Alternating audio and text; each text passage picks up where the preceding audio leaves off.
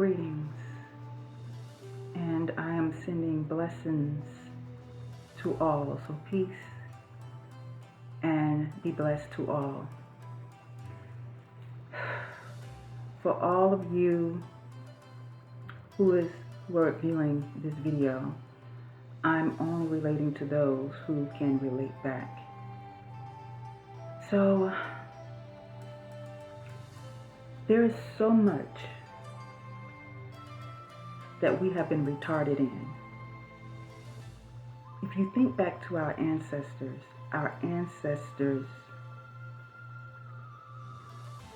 had great capabilities, because now we're put in a position where things are done for us. We like things quick and fast.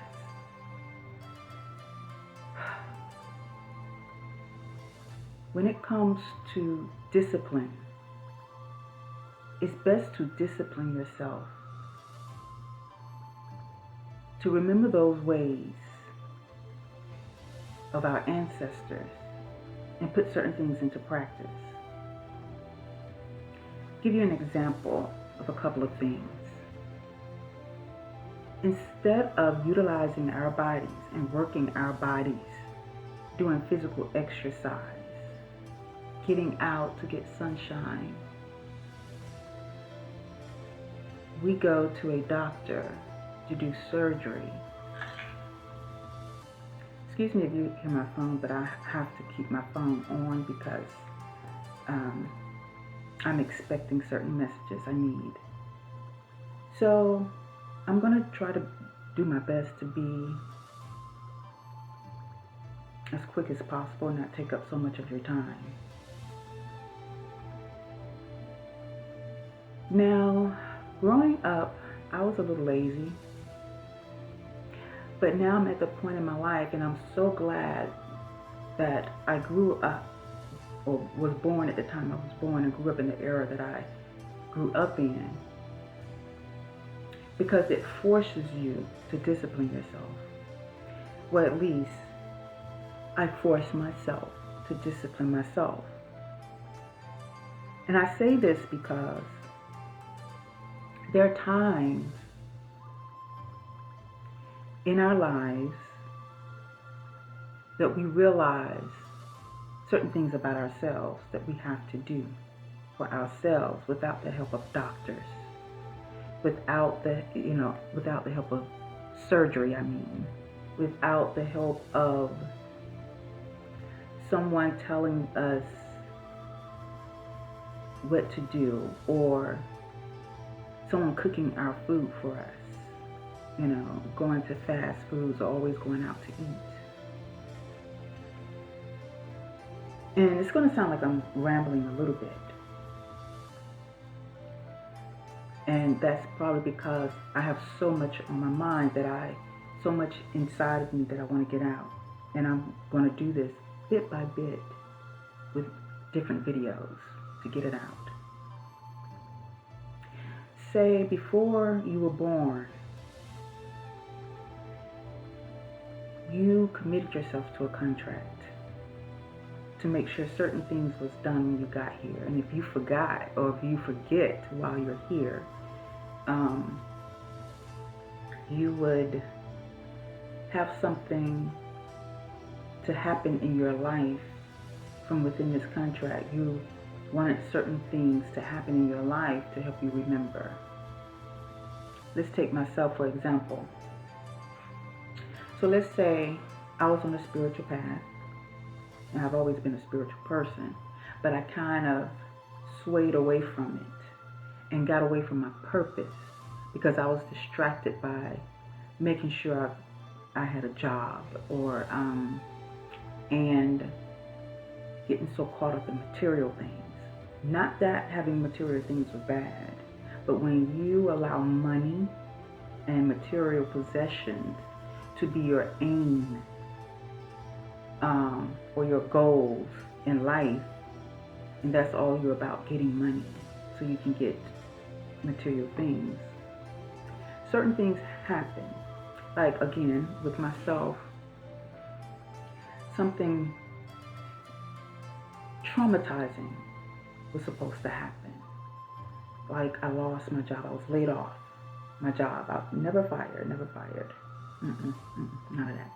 But I was laid off, and it was due to the institution's budget cuts because they were lacking funds, so enough funding, so they had to lay some people off. So that happened. But that wasn't enough because my time of working there, and I'm just going to be totally honest, my time of working there, I was mostly living from check to check, making sure bills were paid. So I was not one of those people who get a bill and try to pay half the bill, and then I made sure all my rent was paid, bills were paid. There may have been a few times where I had to pay a piece of a bill there, so that I can keep things going until I got things caught up. So I didn't understand finances because I wasn't taught about that. I had to learn things as I went. So things had to happen because, a lot of my life, because I didn't have a lot of support and assistance within my family, and I'm not blaming them. I'm not trying to make them look bad. It may be because of their lack of knowledge, because my grandparents raised me. But I can say they had knowledge of some things, but it wasn't clear to me. And of course, I wasn't sat down. No one sat me down to explain certain things in my life. So a lot of stuff I had to learn as I go. So with this, I realized just through losing my job, it made me sit back and reflect and think, because I always did a lot of reflecting. But since not having that job, I had been doing a lot of reflecting. Then I got rehired back at the same institution. And even though I was trying to save, there was still some tricks in the streets or within business, because you have people who have these fake businesses, scams. That's what it is, scams. And of course, trying to help a family member, they didn't realize they were being scammed. But of course, I trusted their judgment, and then had to realize, them being kind of young, even though they'd been responsible before, there were just certain things they didn't know either when it came to scammers. So even though I was able to save up a lot, I lost it because just trying to help someone maintain. So it taught me, I guess I'm what they call a late bloomer. So I'm having to learn a lot of things the hard way, or learn from experience as I go. So even in relationships or love, and a lot of times when we're in relationships, we like to say when things go bad in the relationship, we want to play the victim and say, this person hurt me, this person betrayed me, when we allowed ourselves, because we may have had so many warnings and red flags. And then too, for myself, can't say the person hurt me, but of course I had to go through these experiences to see red flags and to pay more attention to people and the games they play. And it strengthens you. But it's also good to be able to have people in your life that can teach you things. And me always trying to do things on my own, I guess pride kept me from asking for help. Or then too, I didn't even know to ask for help in certain things. So it is so good now. I'm putting this video out, and maybe I'll name it Asking for Help.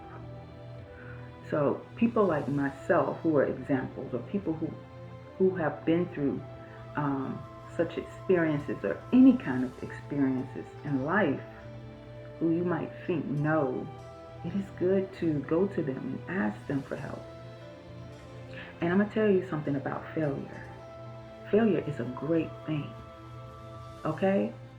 So you might see me as a failure, but not everyone who fails stay in the failed position. To fail is like making a mistake on a practice exam, or in the course of learning. Let's not even say a practice exam. In the course of learning, you make many failures. Then when you go through the practice exam, which you aren't fully graded on, you might fail, make a lot of mistakes. So you fail that practice exam. But you go back and because now you're familiar with the situation, you're able to come back stronger. So failure, pain, is good to have, because even pain, that experiencing certain pains or hurt in life, allows you to be aware. You know, you can't be too cautious with people, because my issue or thing is that, let's say for an example, if I'm dating Bob and Bob hurts me, or Bob does some things, I don't want to say Bob hurt me, but Bob does some things and I get hurt, I don't need to run and jump in another relationship. I need to sit back and analyze, what did I learn from this person? Now, if I'm so hurt, I don't go out and hurt Terry, Lou, and Jeff because of what Bob did, but what the universe, or what you're learning is, I said what the universe is teaching you, or what your universe is teaching you, is that the red flags you saw with Bob, you go and you don't go looking for the red flags. You go and enjoy yourself. But if you're paying attention, you become more aware of those red flags and tricks and manipulations that Bob may have used. And it matures you. So when you're out dating, you're able to spot red flags. You don't go looking for them, but you're able to spot them when they come up, and you be like, okay, there's a red flag. Let me pull away from this. But at the same time, you know, even though Bob may have done some things, it's best to communicate. And, you know, people call it closure, but it's best to communicate that. You know, Bob may have done it intentionally and don't care, and he don't need to talk about it. But if Bob really cares, you know, you can talk about these things. It's best, and I've learned over the years, it's best to open up and express yourself. But yet, even if I have hurt someone, okay, what satisfies another person, you know, when I say I hurt someone, meaning I didn't know I hurt them, but when they express to me, this is what happened, this is how they feel, then I may come along and express, well, I didn't mean to make you feel that way. I apologize, I was very unaware, because sometimes we are unaware when we hurt another person, or when we do something that may be satisfying for us, but hurtful to another person. And that brings up another awareness, because my Ten Commandments may not be your Ten Commandments. I am not that person who will be in association with one person and someone comes along, let's say I'm in association with Tammy, and Betty comes along, and Tammy doesn't like Betty, but Betty and I can communicate. But Tammy don't like the fact that I'm speaking to Betty. What you need to understand, Tammy, is that that's between you and Betty and not me and Betty. Okay? That's something you need to work out with Betty. And if you feel uncomfortable around Betty when me and Betty is able to communicate, then it's good to excuse yourself. But be mindful, Betty, that I'm not going to speak down about Tammy unless you're coming to me for advice to help you resolve any issues you have with Tammy. Okay? So just because that's my girl, I'm not going to go fight a bunch of girls for her.